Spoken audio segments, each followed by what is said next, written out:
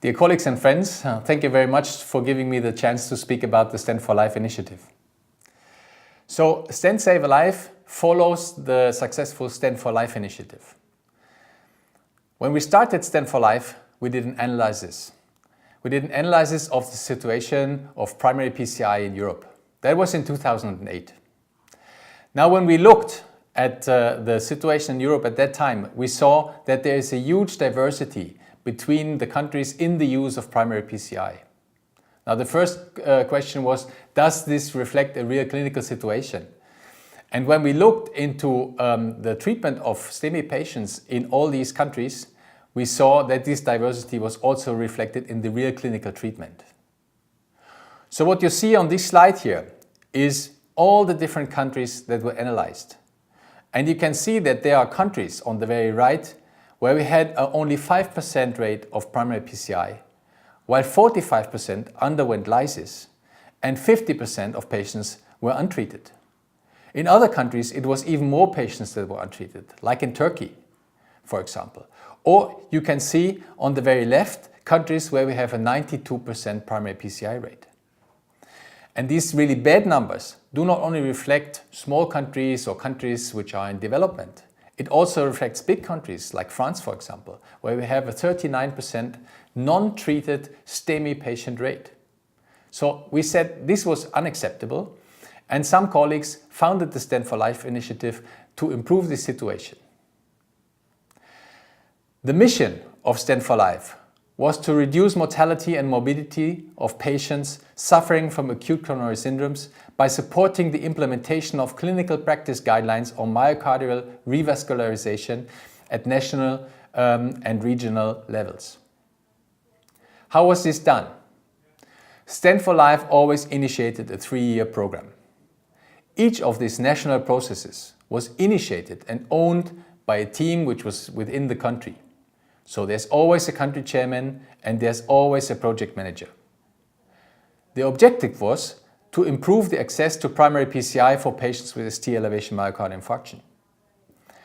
There are always 3 partners involved, which is the National Cardiovascular Society, there's the National Healthcare System, and for sure also cardiovascular industry, which supported this initiative with grants. This 3-year program always contained several steps. Step 1 was the analysis of the current situation, how many cath labs, how many operators, what are the processes, what is the incidence of ST elevation myocardial infarction. The second step was to develop goals for the 3 years and talk about structured steps, how to reach them. The third step was to select the regional teams and to start with the development and implementation of standard operating procedures. And as a fourth step, which is not listed on this slide, we did the evaluation.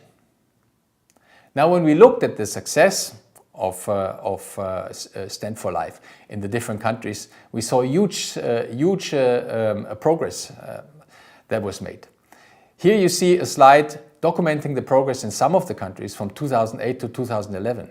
Look at Bulgaria. We go from 52% untreated patients to 34%. France, 39% to 22%. And look on the pilot regions in Turkey, where we go from 63% to 3% untreated patients, which is sensational success. But also economically, this was a gain. These are the results of an economic sub-study from Stent for Life, done in Romania, Portugal, in some small regions in the Basque Country in Spain, and in the Kemerovo region in Siberia and Russia. Now, if we look on the burden of illness reduction and if we look on the lives saved, we can say that at the end, this results in a netto cost reduction of several million euros in each of the region, depending on the size. And in each of these regions, lives were saved. So a very successful model, also economically. Now in 2016, end of 2016, we looked at the Stent for Life initiative, and you can see it was 21 countries, but they were no longer only from Europe. They were also from Asia, Africa, and from South America. Some colleagues said we should stop the Stent for Life initiative now because it has reached the goals in Europe. And if we look at mortality rates in Europe, they were dropping by 10%. However, in Asia, they will increase until 2030 by 40%, in Africa by 70%, and in the Americas by 25%. So many of us thought that we should move ahead and give the initiative another spin. As a global extension of Stent for Life, we founded Stent Save Alive. And we defined 4 regions. One is Europe and Russia, the next is Asia, including China and India, and one is South America, and a very important region is Africa. For sure, we had also to increase the number of people in the board and the advisors. And you can see here all the people who really thought this is a good idea.